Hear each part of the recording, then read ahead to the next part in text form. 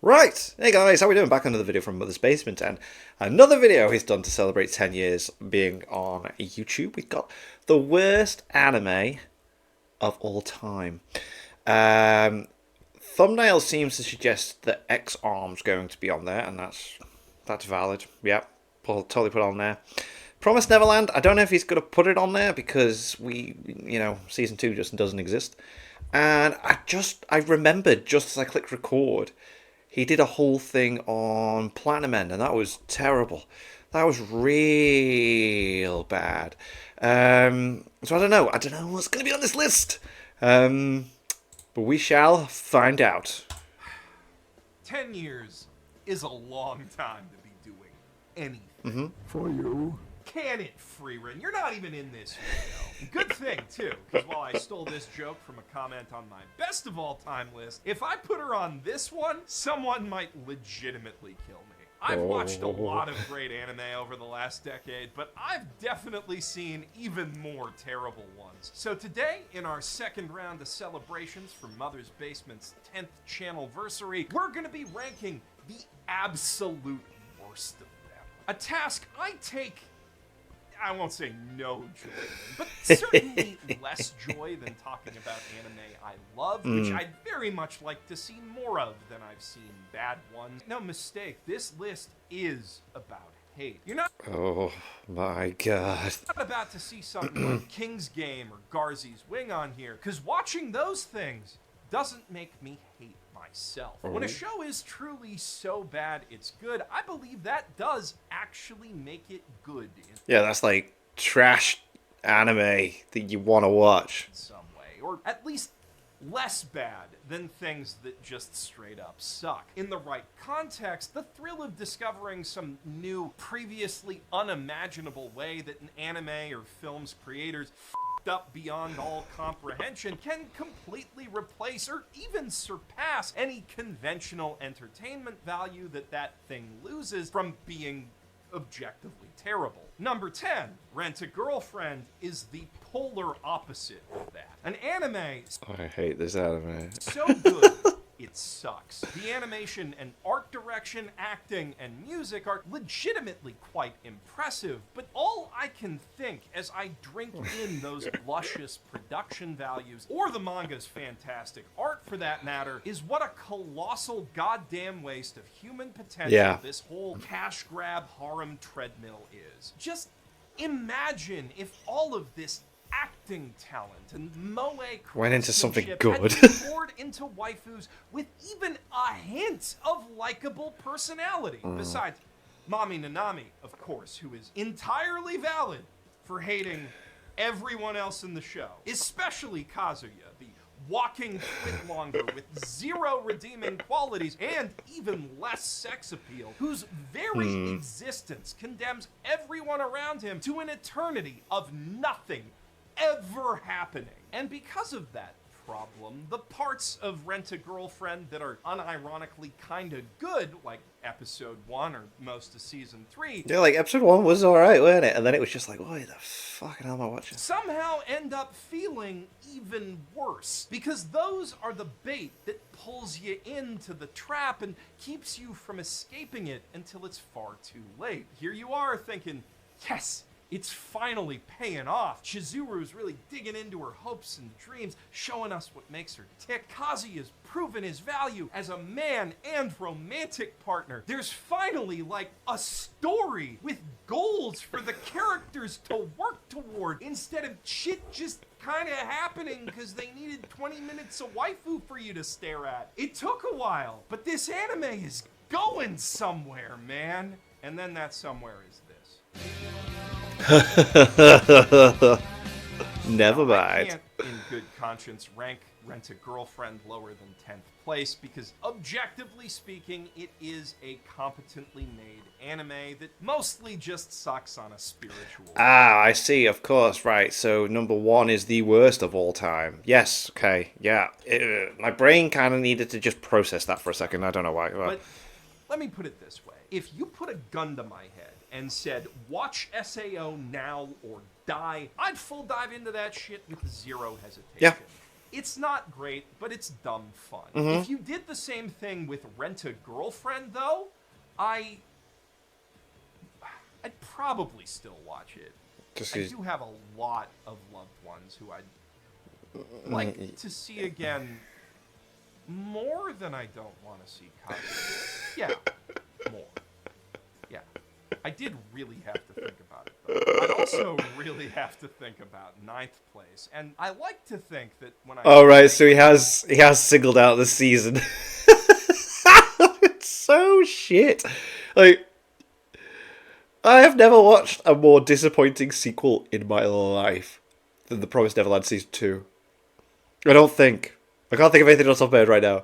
But The Promised Neverland Season 2 was just so bad. My final decision, Yazzie will understand. Or she would in a hypothetical universe where a second season of The Promised Neverland got made that completely ruined everything. I love this running joke of that it doesn't exist. And butchered the entire back half of the manga. She might even take the bullet with me. I mean, season 1, the only season that exists, yeah. The anime that finally convinced her yaoi and mecha loving ass to give literally any Shonen Jump series besides Haikyuu a shot. And in that hypothetical universe, she would have developed Shonen Jump related trust issues so severe that it would have taken her years to finally give Jujutsu Kaisen, her favorite anime and manga ever, a real shot. Wow. Luckily, we don't live in that universe. But that does mean that I do have an inexplicable blank space in ninth place on this list, which I'm now going to have to fill by hyping you up about the worst anime I haven't finished watching yet. From the statistically worst anime director to ever do it, Yoshiteru Sato. Okay. A director who isn't a director at all, in fact, but rather the vice president of a video game company called Idea Factory, who stood up in a board meeting one day back in 1999 and said, "Hey, why do we need to hire an anime director to adapt our games? I like anime. How hard can it be?" Oh dear. Let's finish this freak off! Come on! Die, you demon scumbag! Stars, burn, fire, fly! Whoa. What the fuck am I watching here? The Idea Factory collection ranges from terabad short film recaps of already not very good strategy RPGs, like that clip you just saw, to literally just all of the cutscenes from an awful visual novel crammed onto a DVD for no apparent reason. None of them are good. Some barely qualify as anime to begin with, and Sato made a shocking amount of them for a man with literally no talent. They look like they're walking on the spot. Oh my god. Which is why I still have a lot of work to do on that particular roast and like half an entire TV show to watch, and it's gonna be a minute before that finally comes out, because all of those things are a real slog. But I do hope that you'll look forward to it when it's done, in the same way that you are looking forward to a season of The Promised Neverland, Season 2. That's gonna happen eventually, right? Because it hasn't happened yet, but it has to. They have to redo it. They have to redo it. Season 1 was so goddamn amazing. Could happen eventually. And, you know, hopefully, when it does come out, it's gonna make up for this spot on the list being inexplicably blank. I don't know how that happened. I'm sorry. Speaking of things I wish I could take back, though, 6 years and 9 months ago, I declared that the Master of Ragnarok and Blesser of Einherjar it's so bad. The worst isekai. Oh, there is. It's so bad, though. It is so bad. And I was objectively correct, but only for like 2 months. For little did I realize that the shambling husk of Studio Gonzo was about to release one of its final corpse farts in the form of a zero-effort tie-in anime for a low-effort remake of Conception. The mediocre PSP This is Persona so bad. knockoff in which you knocked up your social links, including your own cousin, This and is used terrible. your own children in battle as Pokemon. As child abuse simulators go, the game itself is fine. I can't really think of literally any reason for a person to play it, even back in 2012 when Persona 3 Portable had already existed for an entire year. But, like, there is something refreshing about an isekai that just cuts out the middleman and makes its protag save the world by fucking a bunch of random waifus, or, you know, do a magic get pregnant ritual off screen with a bunch of waifus, because the dictates of console gaming basically force this to be a pseudo ecchi for cultureless cowards. At least those waifus are cute, though. In the game, I mean, where they were drawn by the ReZero artist, not after what Gonzo did to them.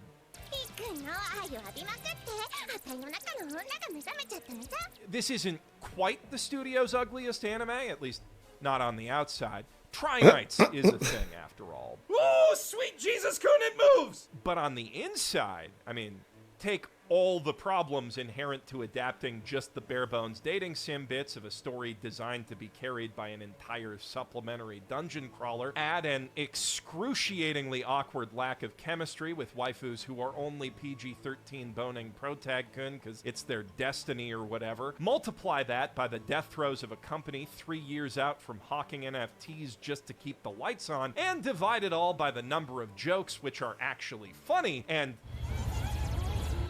oh no, it was zero. Zero of the jokes in this harem isekai parody comedy anime are funny. No. And the least funny part, by far, is Mana, Protag-kun's horny talking raccoon wing woman, who, in all my years of professional anime enjoyment, has only been surpassed in her annoyingness by one other aggravating cartoon mascot thing. She single-handedly levels up this boring, sauceless slog of an isekai into actual torture, which only gets more severe with each passing episode, though thankfully there are only 12 of those, so it could be a lot worse. It could be number 7, Deadly Sins.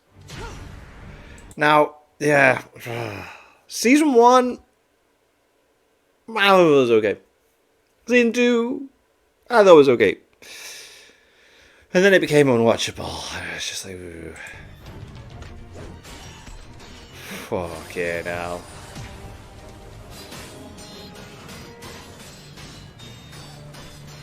Now, some out there might accuse me of only ranking Nanatsu no Taizai higher than those other 3 crappy anime just so I could make that terrible joke. But rest assured, if anything, I'm putting it lower on the list than it should be just so I could make that terrible joke. If that hypothetical gunman came back right now, I would pull the trigger for him. Throughout my entire decade-long career, I have never, I mean never had less fun watching anime than I did binging this crap after you guys voted for me to roast it. Admittedly, part of that is on me. I am never watching 100 episodes of anything in a week ever again. Guys, a lot. I've got so much I've not watched. I'm kind of glad. And to be fair, the first 20 were mid, but very mindlessly enjoyable kind of mid.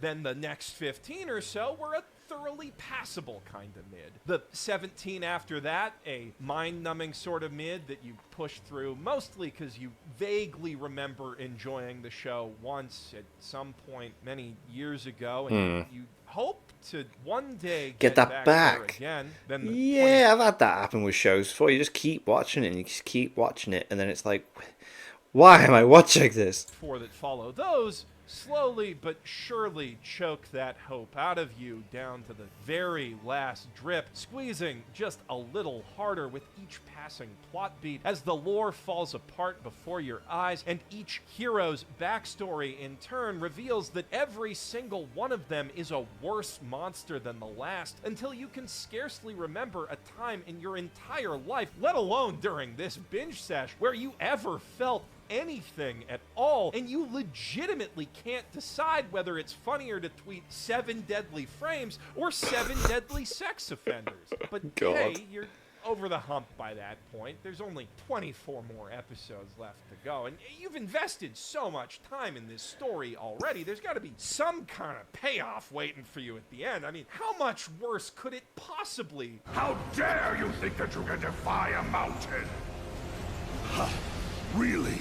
I blow away mountains for breakfast. Oh, Okay, so we're just doing the entire final boss fight twice, are we? Like, repeating every plot beat in the same order, only he possesses a palette-swapped version of Meliodas the second time, and you really thought we wouldn't notice what you were doing there, and then that still wasn't enough to pad the whole anime out, so you trot out this What random the bonus fuck boss is we've going never on? heard of, who just shows up to fight everyone until there's exactly 24 episodes worth of content. Holy shit, dude. You're making Reiji Miyajima look like he respects my time. After all that, it almost feels like a footnote to say that the worst mascot thing I've ever seen also happens to be in this anime. And what's really crazy is the walking power level and bad joke dispenser isn't even the worst character, cause goddamn Gother exists. But speaking of insufferable animals and actual literal sex criminals, the 6th worst anime I've ever suffered through is the My dog Life one. as Inukai-san's No. Dog. The anime about a teenage virgin who inexplicably turns into a puppy, then gets adopted by his hot classmate who turns out to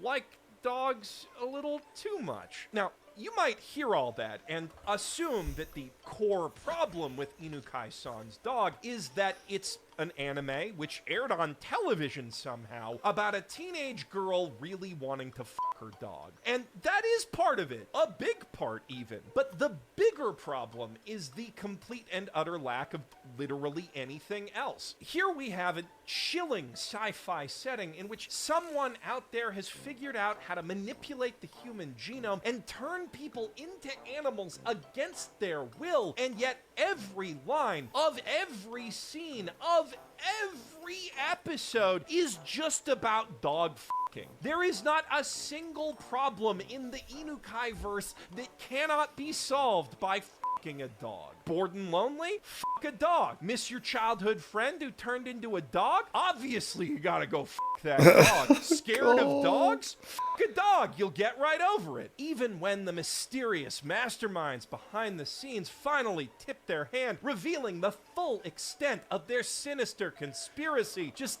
take a wild guess what the cure for being turned into a dog is. It's easy to dismiss Inukai as basically just a hentai that got on TV somehow, but frankly, sir, that is an insult to hentai. Hentai has plots, characters, lore, high-concept geopolitics, magic systems that are fueled by fucking many different things. It's art. This is mindless gooner Schmut. slop of It's the schmut. lowest order. And to see the difference, you need look no further than last season's much better anime about an elf who really wants to fuck her cat. Or you could just watch The Last Hottest Trash if that's too cultured for you to handle. But all of this begs the question, we're only halfway down this list. Yeah, what else could we got? possibly be worse than Inukai? Getting back to the anime atrocities, the question still remains, what could possibly top the horrors we just witnessed? How about an anime made to literally ruin people's lives? Or heck, why not? 10 of them. I'm Helen Keller. Oh my god. Now, Yes. we had our fun in this Oh my god. I loved him breaking these down. Oh my god. These are so bad. basement, mocking the happy science movies and the man who made them, Ryuho Okawa, who's dead now. God is dead! God is dead! Or, if you listen to his worthless grifter kids, he's in a deep spiritual trance from which he will one day awaken and usher in a new golden age for humanity just as soon as his supporters have raised enough millions of dollars. And hey, whatever he's got going on, it hasn't stopped him from executive producing a brand new anime due out this very month, which you better believe I'm making some content out of as soon as it's translated, just for the chance to dance on his grave one more time. Oh, and I can't wait to see that. And when I do, These are so bad. I hope that his family sees it and it really hurts their feelings. Because, and this is something that can be lost in all the fun making of those roast videos, these are propaganda pieces designed to literally brainwash children. The other anime on this list may be bad, but these ones are actually evil. Of course, I'm not ranking anime on their moral standing, but technical and artistic merits, and in those respects, Happy Science's output is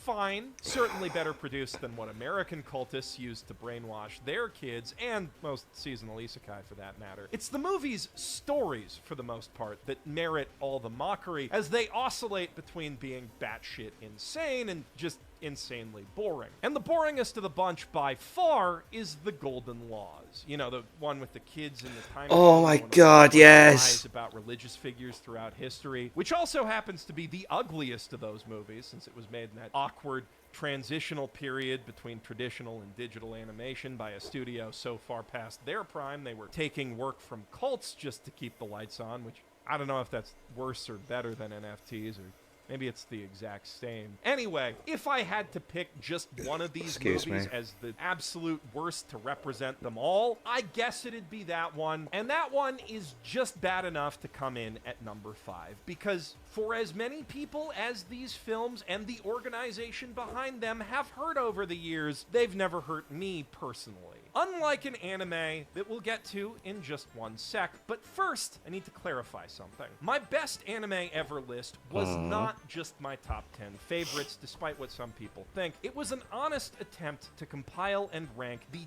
10 best anime that I've ever seen. Which is still a matter of personal taste in the end, in terms of like what I value most in anime production. God, excuse me. Clearly, I prize visual storytelling and animation quality over a lot of other things, but that doesn't necessarily mean that my picks were just the most Jeff Core anime possible. For example, on a favorites list, instead of Cowboy Bebop, I would have expressed my love for peak 90s cell animated sci-fi with Irresponsible Captain Tylor, which, if you haven't seen, one of the best retrospectives I've ever made, low-key, is this goofy space opera about basically a horny Mr. Bean captaining the Starship Enterprise in a war with sexy space elves. Sounds cool. It's amazing. But it's also frustratingly incomplete, especially compared to Bebop. Tylor's anime never got to adapting even half of all the light novels, leaving massive questions hanging as to the ultimate fate of its world and characters, and even how the war shook out. So you can probably imagine my insane levels of excitement when I heard they were finally making a sequel / spin-off starring the kids. No way! Which lasted until I saw exactly the first frame of Irresponsible Galaxy Tylor.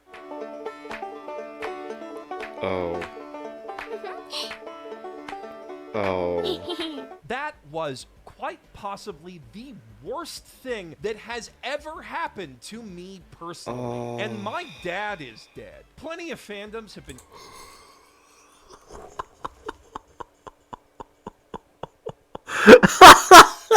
Jesus Christ. I think that's like the darkest joke I think I've ever heard anyone say in reviewing a show. The worst. Oh my god. Kicked in the teeth by anime studios over the years, but this was like being curb stomped repeatedly. Then they take the boot with your teeth embedded in it and put their full weight directly on your balls.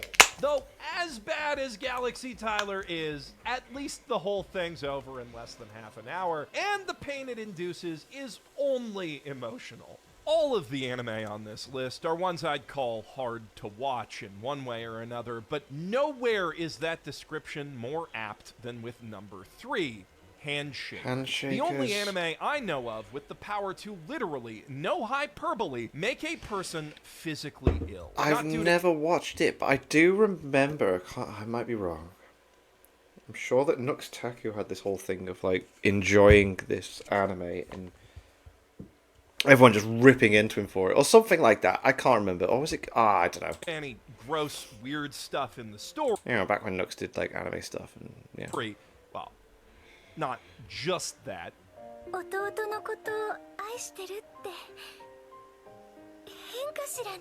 Mostly it's the motion sickness that does it. See, over at Studio Gohands, they direct their anime a little different. What's going on with the animation? It seems like...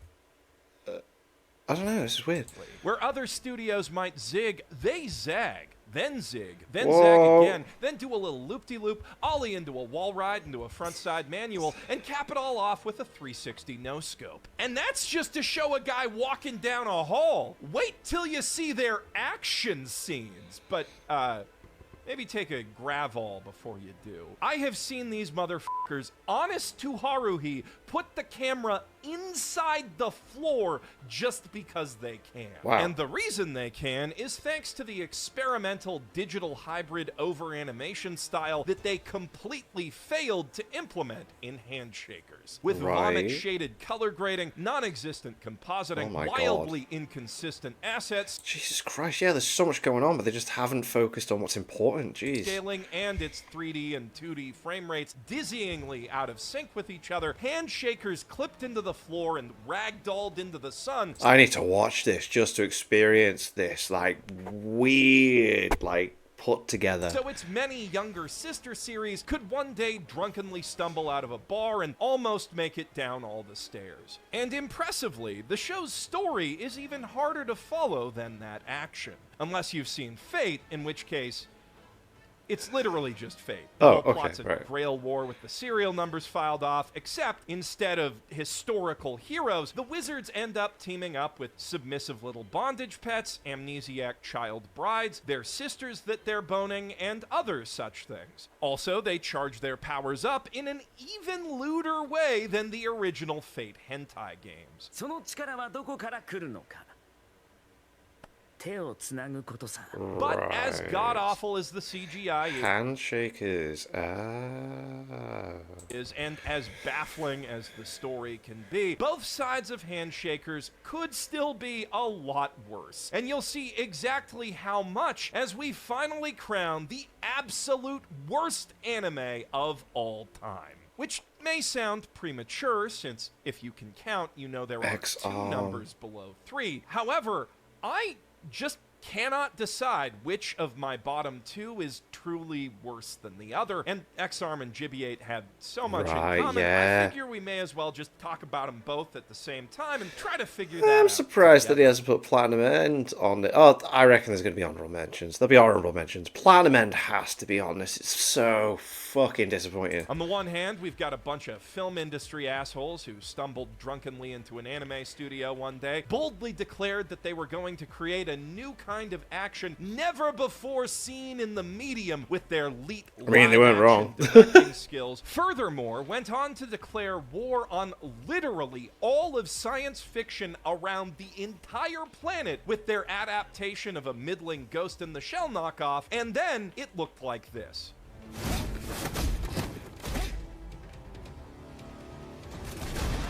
So bad. On the other hand, we're forced to watch in very, very slow real time as the infinite possibility of an original anime story is utterly squandered by a screenwriter with negative talent, while a team of elite Japanese artisans whom the entire project was supposedly made to celebrate have their swords and dolls and character designs utterly butchered beyond recognition by the studio that would one day give us In Another World for a second time, and somehow that was an improvement? Actually, it's not a mystery how that happened. The Nepo Baby screenwriter is also the lead producer, and he is equally skilled in that role. Wow.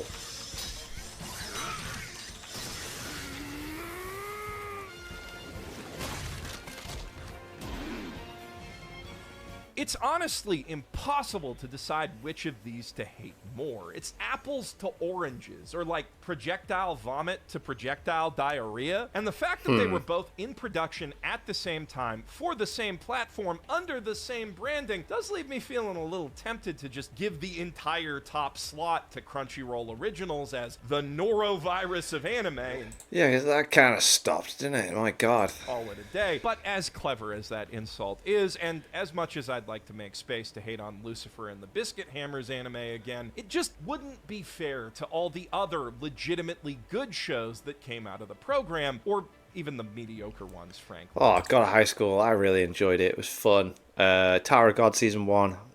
Yes. I hope we get a Season 3. So we gotta pick one, and that's ultimately a choice between an anime that does basically everything terribly versus one that's a bit more of a mixed bag, but does one specific thing worse than literally anything else in history. X-Arm is at least built around the skeleton of a competent story. The manga's best quality by far is its highly detailed Gunnar core art, but it also has, if not great characters, then at least appealing character archetypes, plus a comprehensible story with a beginning, middle, and end, which you might say is a low bar to clear, but tell that to Gibiate. I don't see X-Arm being anyone's favorite manga, but it's certainly the sort of thing I can see having fans who would be excited for an anime. And of course, the flip side of the manga's quality is the same problem that Lucifer and the Biscuit Hammer and that anime that doesn't exist in ninth place have. That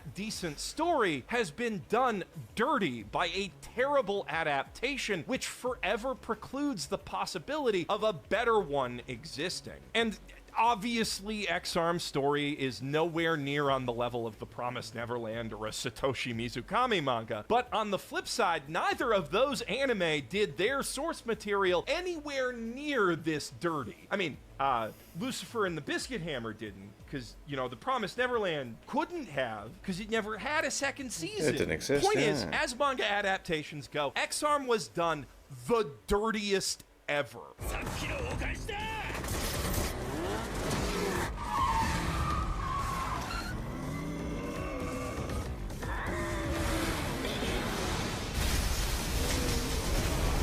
It's got all the problems you'd expect to see in a live-action director's debut anime. Storyboards hopelessly constrained by the limits of reality and the fundamental misunderstanding of how to time animation chief among them, compounded by the show using the most difficult animation process to get right, further compounded by a team of film and game industry dudes who know even less about 3D CG anime than most 2D animators. And if that's not enough compounding for you, they made it at the height of COVID on a Crunchyroll Originals budget. X-Arm is, by a massive margin, the worst rigged, modeled, and animated 3D It's CG so I bad. have ever seen on television. And I grew up on Monster by mistake. But speaking of monsters and mistakes, the monsters in Gibiate do almost give X-Arm a run for its terrible CGI money in the little but still way too much time they spend on screen. And that is just the tip of a gargantuan shitberg. The show's 2D animation and art direction is equally atrocious, taking Yoshitaka Amano's distinctive character designs and simplifying them in a way that doesn't actually make them any easier to animate, while still robbing them of all their charm. Not a single one of the characters behind those designs is remotely likable, the story is borderline incomprehensible, and the backstory slash lore is legitimately some of the stupidest shit I've ever heard. Damn. Gibiate is an anime with infinite shortcomings and zero redeeming qualities, which probably should make it the cut and dry winner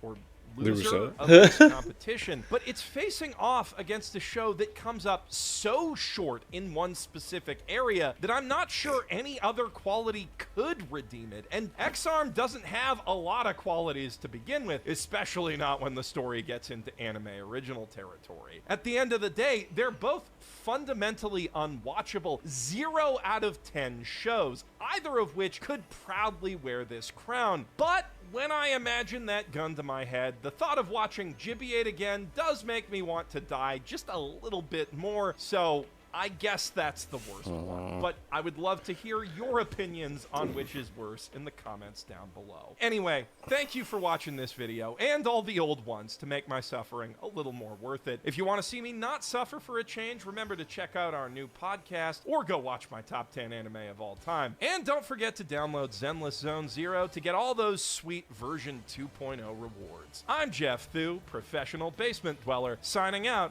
from a bottomless bag of shit. Damn. Very surprised the Platinum End wasn't on there. But hey ho. What an interesting list. Platinum, the Promised Neverland Season 2 thing. I knew he was going to do that whole it doesn't exist thing. Brilliant, there we are. The worst anime of for all time. Let me know what your worst anime is in the comments.